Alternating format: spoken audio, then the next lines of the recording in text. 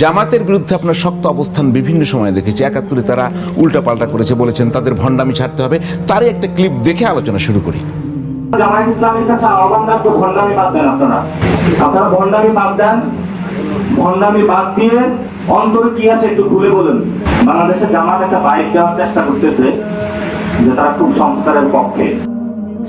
জি, আমরা দেখলাম একটা নমুনা, আরও বক্তব্য আছে, তো এই আলোচনায় যাব সেখান থেকে তো প্রশ্নটা করে রাখি যে সেই জামাতের সাথে আপনাদের এখন গাঁটছাড়, আপনারা সংসদে গিয়েছেন, নারী আসনও ভাগ নিয়েছেন, এবং কেউ কেউ প্রশ্ন তুলছেন যে এনসিপি কি জামাত হয়ে যাচ্ছে, এটা পত্রিকায় রিপোর্ট এসেছে। তার আগে আপনাকে বলি, আপনি তো মাদ্রাসা স্টুডেন্ট ছিলেন, সেখান থেকে আপনি আবার ইউনিভার্সিটিতে পড়াশোনা করেছেন, এবং সেটি কমার্সের মতো, মানে মার্কেটিং বোধহয়, এটা একটা কঠিন সাবজেক্টে।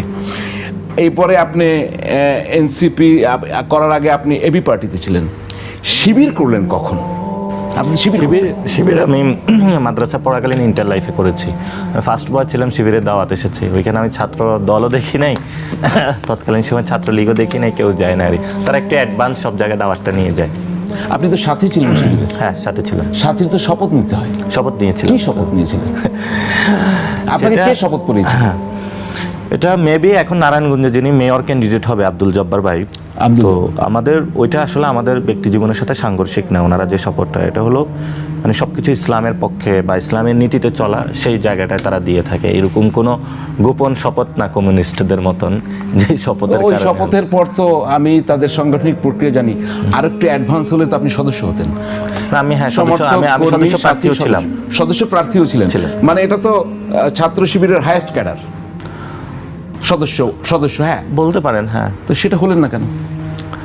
হয় না, আমার কাছে মনে হয়েছে যে আমরা রাজনীতিটা করব, সে জায়গায় এখানে লোকায়ত ইসলামের একটা বিষয় আছে, অর্থাৎ জীবন মান ধারণ করে বাংলার মানুষের ইসলামের সেই জায়গাটা আরও কোঅপ্ট করা প্রয়োজন।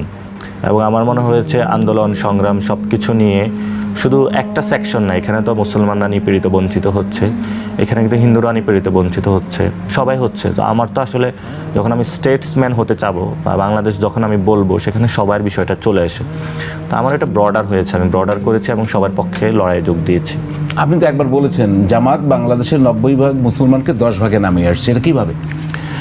এটা হলো আমাদের মানে যখন আপনি কোনো ইসলামিক নামে পলিটিক্যাল পার্টি গঠন করেন এবং আপনি এটার প্রতিনিধি করেন, সেই প্রতিনিধিদের জায়গা থেকে অন্যদের কিন্তু খারিজ করে দেওয়া হয়। অর্থাৎ আপনি যখন বলতেছেন যে জামায়াত ইসলামী, অর্থাৎ বাকিরা কি তা হলে না, তারা কি ইসলামের মধ্যে নাই? অবশ্যই আছে আরই। তো সেই জায়গা থেকে আমি মনে করি যে এটা ওয়াইডার করা উচিত, এবং